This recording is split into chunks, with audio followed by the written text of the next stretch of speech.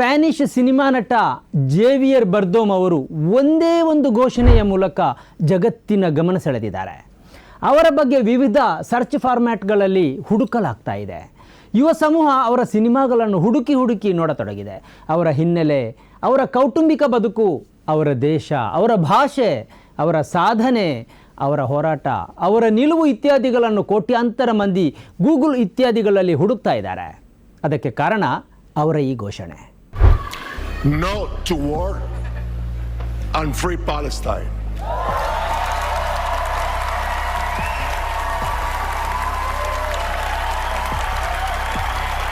ವೀಕ್ಷಕರೇ, ಇದು ಎಡಿಟರ್ಸ್ ಪಿಕ್.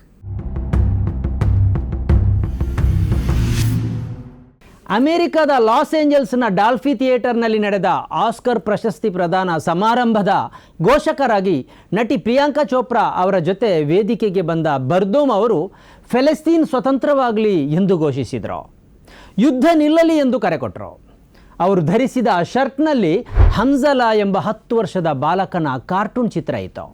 ಹಾಗೆಯೇ ಸ್ಪ್ಯಾನಿಷ್ ಭಾಷೆಯಲ್ಲಿ ನೋ ಟು ವಾರ್ ಎಂಬ ಬ್ಯಾಡ್ಜನ್ನು ಅವರ ಶರ್ಟಲ್ಲಿ ಧರಿಸಿದರು.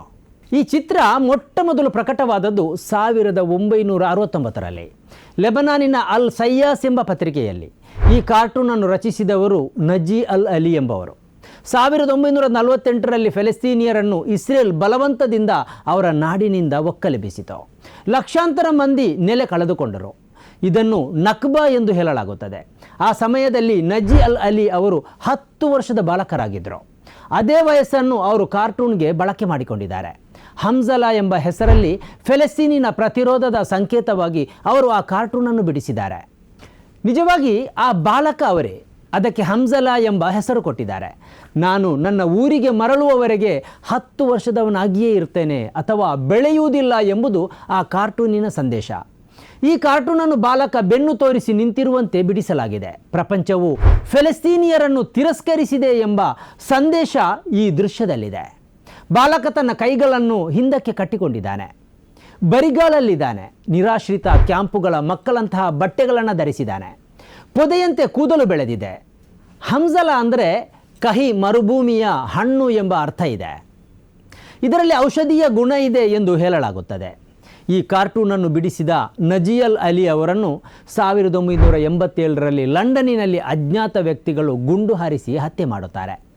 ಸ್ಪ್ಯಾನಿಷ್ ನಟ ಜೇವಿಯರ್ ಬರ್ದೋಮ್ ಅವರು ಇದೇ 10 ವರ್ಷದ ಬಾಲಕನ ಬೆನ್ನು ತೋರಿಸುವ ಚಿತ್ರವನ್ನು ತನ್ನ ಶರ್ಟ್ನಲ್ಲಿ ಧರಿಸಿದರು. ಮಾತ್ರ ಅಲ್ಲ, ಫೆಲೆಸ್ತೀನ್ ಸ್ವತಂತ್ರವಾಗಲಿ ಎಂದು ಘೋಷಿಸಿದರು. ಯುದ್ಧ ಬೇಡ ಎಂದು ಹೇಳಿದರು. No to war and free Palestine.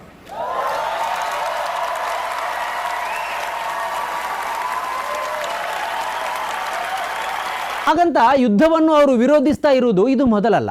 2003ರಲ್ಲಿ ಗೋಯಾ awards ಸಮಾರಂಭಕ್ಕೆ ಬಂದ ಅವರು ನೋ ಟು ವಾರ್ ಎಂಬ ಬ್ಯಾಡ್ಜನ್ನು ತನ್ನ ಶರ್ಟ್ಗೆ ಅಂಟಿಸಿ ಬಂದಿದ್ದರು. ಆಗ ಇರಾಕ್ ವಿರುದ್ಧ ಅಮೆರಿಕ ಯುದ್ಧ ಘೋಷಿಸಿತು.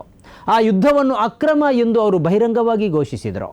ಮಾತ್ರ ಅಲ್ಲ, ಫೆಲೆಸ್ತೀನಿನ ಪ್ರತಿರೋಧದ ಸಂಕೇತವಾದ ಹಂಜಲಾ ಎಂಬ 10 ವರ್ಷದ ಬಾಲಕನ ಕಾರ್ಟೂನ್ ಚಿತ್ರವನ್ನು ಕೂಡ ತನ್ನ ಶರ್ಟ್ಗೆ ಅವರು ಅಂಟಿಸಿದರು. ಈ ಬಾರಿ ಮತ್ತೆ ಅವರು ತನ್ನ ನಿಲುವನ್ನು ಸ್ಪಷ್ಟಪಡಿಸಿದ್ದಾರೆ. ಆದರೆ ಅವರ ಬಳಿ ನಿಂತಿದ್ದ ಪ್ರಿಯಾಂಕಾ ಚೋಪ್ರಾ ಅವರು ಅವರ ಘೋಷಣೆಗೆ ಏನನ್ನೂ ಹೇಳದೆ ನಗುಮುಖದಿಂದಲೇ ತಲೆ ಅಲ್ಲಾಡಿಸಿದ್ದು ಸೋಷಿಯಲ್ ಮೀಡಿಯಾದಲ್ಲಿ ಸಾಕಷ್ಟು ಪರ ವಿರುದ್ಧ ಚರ್ಚೆಗೆ ಕಾರಣವಾಗಿದೆ. ಪ್ರಿಯಾಂಕಾ ಚೋಪ್ರಾ ಅವರ ತಟಸ್ಥ ನಿಲುವನ್ನು ಖ್ಯಾತ ಯೂಟ್ಯೂಬರ್ ಧ್ರುವ್ ರಾಟಿ ಟೀಕಿಸಿದ್ದಾರೆ. ಅವರ ತಟಸ್ಥ ನಿಲುವನ್ನು ಅವರು ಪ್ರಶ್ನಿಸಿದ್ದಾರೆ.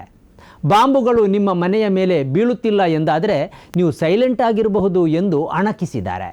ಪ್ರಿಯಾಂಕಾ ಚೋಪ್ರಾ ಅವರು ಯುನಿಸೆಫ್ ಅಂಬಾಸಡರ್ ಆಗಿದ್ದಾರೆ.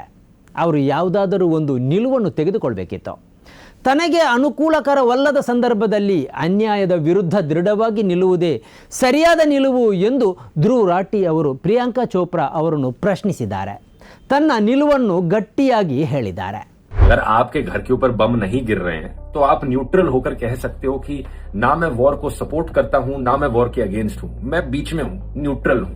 जैसे जियोपॉलिटिकली देखा जाए तो इजराइल ईरान वॉर में न्यूजीलैंड, आइसलैंड जैसे देश कह सकते हैं कि हम न्यूट्रल हैं यहाँ पर, क्योंकि ज्योग्राफिकली इतनी दूर हैं कि उन पर इसका कोई असर नहीं पड़ रहा है। लेकिन इंसानियत उनमें होती है जो इस पोजीशन पर रहते हुए भी सही की साइड चुनते हैं। जैसे कि स्पेन का देश, स्पेन नेटो का एलाय है, अमेरिका का एलाय है, लेकिन फिर भी स्पेनिश प्रधानमंत्री ने अमेरिका को अपने मिलिट्री बेसिस इस्तेमाल नहीं करने दिए। ऐसे ही ये हॉलीवुड स्टार्स, ये एक पोजीशन ऑफ प्रिविलेज में है, इनके घरों पर बम नहीं गिर रहे हैं, लेकिन फिर भी ये एक मॉरल स्टैंड ले रहे हैं, सही की साइड ले रहे हैं। ये बड़ी अनफॉर्चुनेट चीज है कि हमारे ज्यादातर टॉप के बॉलीवुड सेलिब्रिटीज इतने डरपोक हैं या इतने सेल्फिश हैं कि एक सिंपल सा मॉरल स्टैंड लेने से पहले भी वो 100 बार सोचेंगे कि हमारे जो पावर में बैठे लोग हैं उनके साथ कनेक्शंस तो कहीं इफेक्ट नहीं हो जाएंगे, हमारी फिल्म पर इसका क्या असर पड़ेगा, हमारी स्पॉन्सरशिप्स, हमारी अर्निंग्स पर इसका क्या असर पड़ेगा, और फिर 100 बार अपनी पीआर टीम से पूछने के बाद एक पीआर स्टेटमेंट देंगे। और प्रियंका चोपड़ा तो यूनिसेफ की गुडविल एम्बेसडर है। अगर इतनी सिंपल चीजों पर भी स्टैंड नहीं ले सकते तो किस बात की एम्बेसडर हो। ಅಂತೂ ಜೇವಿಯರ್ ಬರ್ದೋಮ್ ಅವರ ಒಂದು ಘೋಷಣೆ ಮತ್ತು 10 ವರ್ಷದ ಹಮ್ಜಲಾ ಎಂಬ ಬಾಲಕನ ಕಾರ್ಟೂನ್ ಚಿತ್ರ ಫೆಲೆಸ್ತೀನಿಯರ ದಯನೀಯ ಪರಿಸ್ಥಿತಿಯನ್ನು ಜಗತ್ತಿನ ಮುಂದೆ ಮತ್ತೊಮ್ಮೆ ತೆರೆದಿಟ್ಟಿದೆ. ಜೇವಿಯರ್ ಬರ್ದೋಮ್ ಅವರಿಗೆ ಧನ್ಯವಾದ.